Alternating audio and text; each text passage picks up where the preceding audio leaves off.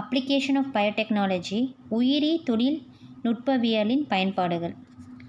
Recombinant vaccine மறுசேர்க்கை தடுப்பூசி. இந்த மறுசேர்க்கை தடுப்பூசி இந்த ஆர்டிஎன்ஏ டெக்னாலஜி மூலமாக, இந்த தொழில்நுட்பம் மூலமாக, மறுசேர்க்கை தொழில்நுட்பம் மூலமாக உற்பத்தி பெறும் இந்த வேக்சின் வந்து பார்த்திங்கன்னா, இந்த தடுப்பூசி வந்து பார்த்திங்கன்னா, நம்ம முன்னாடி பழைய வழக்கத்தில் வந்து பார்த்திங்கன்னா உற்பத்தி பண்ண அந்த தடுப்பூசியோட இது வந்து பார்த்திங்கன்னா வலுவாகவும் இருக்குது, சீராகவும் இருக்குது அப்படின்னு சொல்கிறாங்க. இப்போ வந்து பார்த்திங்கன்னா இதில் வந்து பார்த்திங்கன்னா 3 டைப் இருக்குது. மறுசேர்க்கை தடுப்பூசி பல்வகைப்படும். இதில் வந்து பார்த்திங்கன்னா துணை அலகு தடுப்பூசி, அதுக்கப்புறம் வலு குறைக்கப்பட்ட மறுசேர்க்கை தடுப்பூசி, டிஎன்ஏ தடுப்பூசி, சப்யூனிட் வேக்சின், அட்யூனேட்டட் வேக்சின், அதுக்கப்புறம் டிஎன்ஏ வேக்சின்.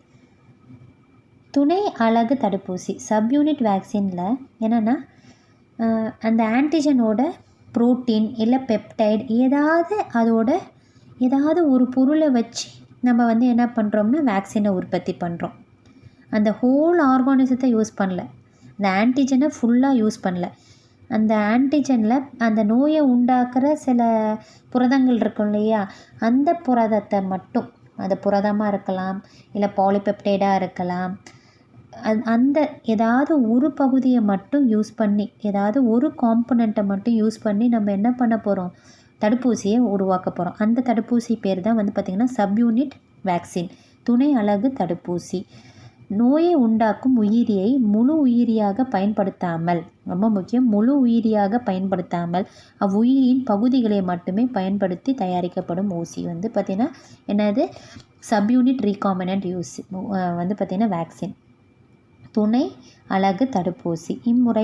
இந்த முறையில் வந்து பார்த்திங்கன்னா நோயை உண்டாக்கும் உயிரியில் உள்ள புரதங்கள், பெப்டைட் மற்றும் அவற்றின் டிஎன்ஏக்கள் பயன்படுத்தப்படுகிறது. அதோட புரோட்டீன் யூஸ் பண்ணலாம், இல்லை பெப்டைட் யூஸ் பண்ணலாம், இல்லைனா டிஎன்ஏ யூஸ் பண்ணுறாங்க. இதில் சப்யூனிட் ரீகாம்பினன்ட் வேக்சின். இதில் வந்து பார்த்திங்கன்னா அதோட நன்மை என்னதுன்னா, தயாரிக்கிறதுல வந்து பார்த்திங்கன்னா தூய்மை இருக்குது, நிலைப்புத்தன்மை ரொம்ப அதிகமாக இருக்குது, பாதுகாப்பாக இருக்குது இந்த சப்யூனிட் வேக்சினில், துணை அலகு வேக்சினில். அதுக்கப்புறம் பாருங்கள், வலு குறைக்கப்பட்ட, இதிலே தெரிஞ்சது வலு குறைக்கப்பட்ட மறுசேர்க்கை தடுப்பூசி, அட்யூனேட்டட் வேக்சின், அட்யூனேட்டட் ரீகாம்பினன்ட் வேக்சின். இதில் என்ன பண்ணுறேன்னா அந்த நோயை உண்டாக்குற அந்த தன்மையை மட்டும் எடுத்துடுறேன். பாக்டீரியாவோ வைரஸோ அந்த நோயை உண்டாக்குற அந்த தன்மையை மட்டும் நான் என்ன பண்ணிடுறேன், எடுத்துட்டு அந்த முழு லைவான பாக்டீரியா, லைவான வைரஸை அந்த வேக்சினில் போட்டுறேன். நோயை உண்டாக்குற தன்மையை மட்டும் பிரித்து எடுத்துட்டு நான் என்ன பண்ணுறேன், அந்த வைரஸை அப்படியே லைவாக போடுறேன், ஏன்னா இந்த பாக்டீரியாவை லைவாக போடுறேன். அதுதான் வந்து பார்த்திங்கன்னா வலு குறைக்கப்பட்ட மறுசேர்க்கை தடுப்பூசி. மரபு இயல்பு மாற்றப்பட்ட நோய் உண்டாக்கி உயிரிகள், வைரஸ் மற்றும் பாக்டீரியா அவற்றின் நோயை உண்டாக்கும் தன்மையை நீக்கப்பட்டு தடுப்பூசிகளாக பயன்படுத்தப்படுகிறது. என்ன பண்ணுறோம், அந்த பாக்டீரியா வைரஸை வந்து ஜெனட்டிக்கலாக மாடிஃபைட் பண்ணுறேன். மரபு இயல்பு மாற்றப்பட்ட நோயை உண்டாக்கும் உயிரிகள் அவற்றின் நோயை உண்டாக்கும் தன்மையை மட்டும் என்ன பண்ணுறேன், நீக்கிடுறேன். பாக்டீரியா அல்லது வைரஸ் மரபு பொறியியல் மாற்றம் மூலம் உயிரி உள்ள தடுப்பூசிகளாக லைவ் வேக்சினை வந்து பார்த்திங்கன்னா நம்ம என்ன பண்ணுறோம், பயன்படுத்தலாம். இத்தகைய தடுப்பூசிகள் வலு குறைக்கப்பட்ட மறுசேர்க்கை தடுப்பூசி எனப்படும். அடுத்தது வந்து பார்த்திங்கன்னா டிஎன்ஏ வேக்சின். டிஎன்ஏ வேக்சின் வந்து பார்த்திங்கன்னா இது ஒரு புதிய அணுகுமுறை தான். 1990 தான் வந்து பார்த்திங்கன்னா இதை வந்து பார்த்திங்கன்னா நோயை உண்டாக்குற அந்த தன்மையை தடுக்கிறதுக்கு இந்த டிஎன்ஏ வேக்சினை யூஸ் பண்ண ஆரம்பித்தாங்க 1990. இது என்ன பண்ணுறோம்னா, அந்த டிஎன்ஏ வேக்சினில் அந்த ஆன்டிஜனோட நோயை உண்டாக்குற ஒரு பகுதி ஜீனை மட்டும் இதில் இன்செர்ட் பண்ணுறேன். இந்த டிஎன்ஏ வேக்சினில், இந்த டிஎன்ஏ தடுப்பூசியில் நோயை உண்டாக்குற அந்த ஒரு பகுதியான ஜீனை, ஆன்டிஜனில் நோயை உண்டாக்குற அந்த ஜீன் இருக்குல்லையே, அதில் ஒரு பகுதியை எடுத்து என்ன பண்ணுறேன்னா ஒரு வெக்டாருக்குள்ளார, ஒரு பிளாஸ்மிட்குள்ளார போடுறேன். அதை அப்படியே கட் பண்ணி, அந்த ஜீனை கட் பண்ணி பிளாஸ்மிட்குள்ளார போடுறேன். பிளாஸ்மிட்குள்ளார போட்டு ஒரு விலங்கு, ஒரு டார்கெட்டான விலங்குக்குள்ளார அதை போட்டு அதை என்ன பண்ணுறேன், அதை வந்து பார்த்திங்கன்னா அதிகமாக மல்டிப்ளை பண்ண வைக்கிறேன். அதுக்கப்புறம் நான் என்ன பண்ணுறேன், அதை பிரித்து எடுத்து அதை நான் என்ன பண்ண போகிறேன், வேக்சினாக யூஸ் பண்ண போகிறேன். டிஎன்ஏ தடுப்பூசிகள் நோய் தடுப்பு முறைகளை பயன்படுத்தும் ஒரு புதிய அணுகுமுறை 1990 வந்தது. எதிர்ப்பொருள் தூண்டி புரதத்திற்கு குறியீடு செய்யும் ஒரு மரபணு. எதிர்ப்பொருள் தூண்டி புரதத்தை குறியீடு செய்யும் ஒரு மரபணுவை டிஎன்ஏ தடுப்பூசி கொண்டுள்ளது. ரொம்ப முக்கியம். எதிர்ப்பொருள் தூண்டி புரதத்திற்கு குறியீடு செய்யும் ஒரு மரபணுவை கொண்டுள்ளது.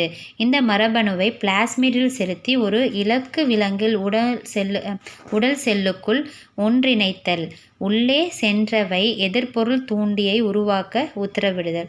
ஸோ அது உள்ளார போயிடுமா, ஒரு டார்கெட் அனிமல்குள்ளார போட்ட பிறகு அந்த ஜீன் என்ன பண்ணும், உத்தரவிடுமா, ஆன்டிஜனை உற்பத்தி பண்ண உத்தரவிடுமா. அப்போ நிறைய ஆன்டிஜன் உற்பத்தி ஆகிருக்கும்.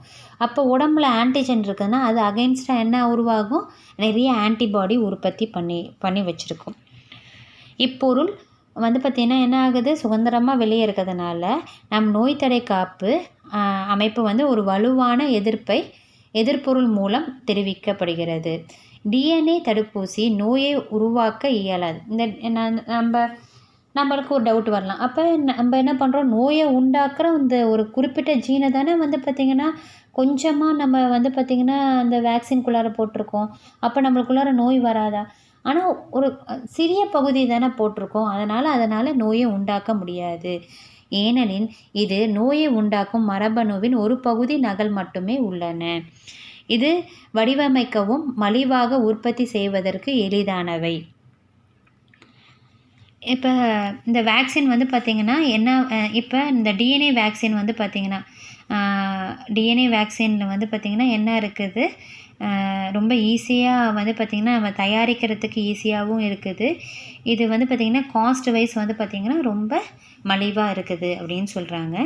இந்த நியூ டெக்னாலஜி மூலமாக, இந்த ஆர்டிஎன்ஏ டெக்னாலஜி மூலமாக நம்ம உருவாக்குற வேக்சின் பார்த்திங்கன்னா அதுக்கு அட்வான்டேஜஸ் நிறையா இருக்குது.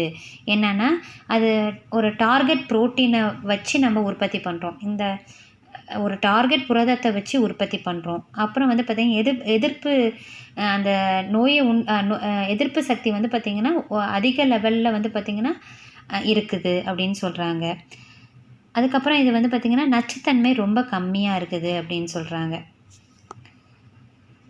இந்த ரீகாம்பினண்ட் ஆர்டிஎன்ஏ டெக்னாலஜி மூலமாக உருவாக்கின அந்த வேக்சின் என்னென்ன வேக்சின்னா, ரீகாம்பினண்ட் ஹெப்பாட்டிட்டிஸ் பி வேக்சின்.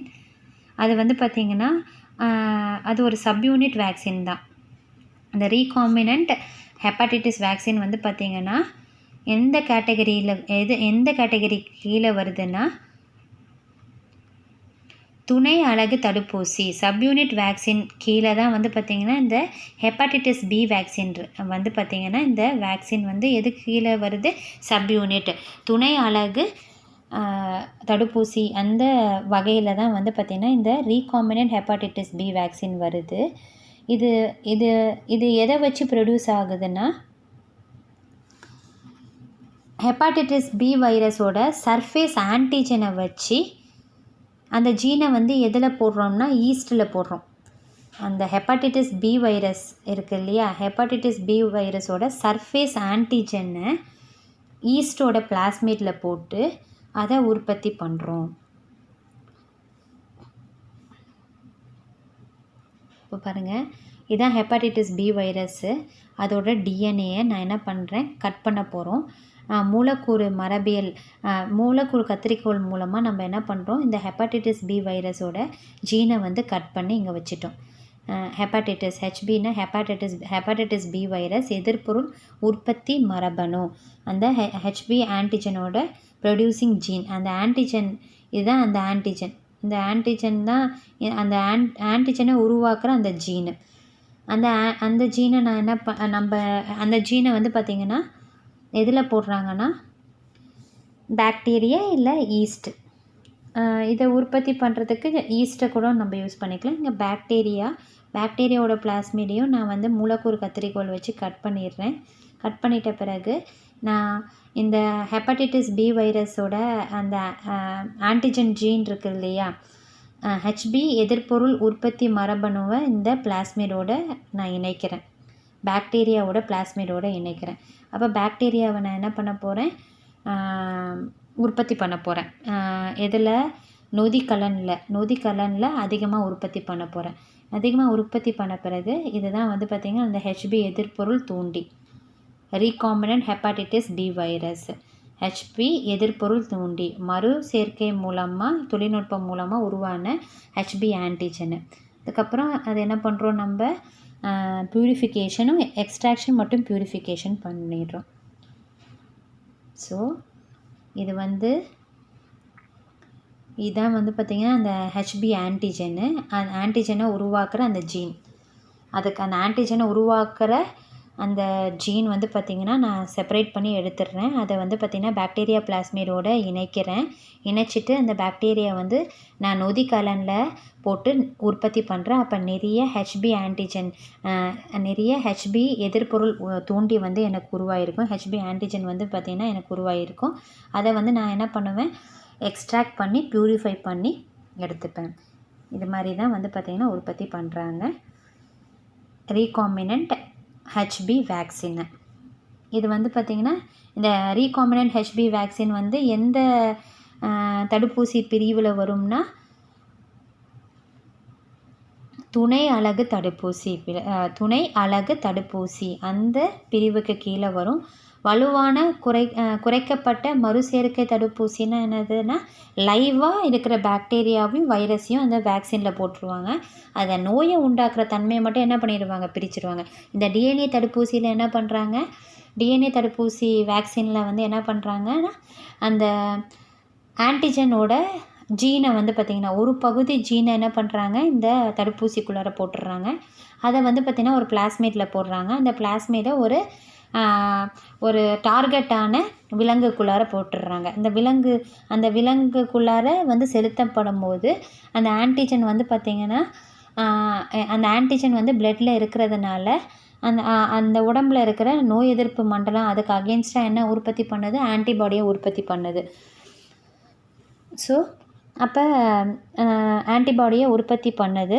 அந்த ஆன்டிபாடியை வந்து நம்ம இது மூலமாக நம்ம என்ன பண்ணுறோம், ஈஸியாக வந்து பார்த்திங்கன்னா நிறைய காப்பீஸ் நிறைய டிஎன்ஏ வேக்சினை நம்மளால் ரொம்ப குறைந்த செலவில் வந்து பார்த்திங்கன்னா உற்பத்தி பண்ண முடியும். இந்த டிஎன்ஏ வேக்சின் வந்து பார்த்திங்கன்னா நோயை உண்டாக்க முடியாது. ஏன்னா ஒரு சிறிய பகுதி தான் வந்து பார்த்திங்கன்னா நம்ம அதுக்குள்ளார போட்டிருக்கோம். நோயை உண்டாக்குற அந்த ஜீனோட சிறிய பகுதி தான் போட்டிருக்கோம். ஸோ அந்த சிறிய பகுதி நோயை உண்டாக்குற தன்மை அதுக்கு இருக்காது.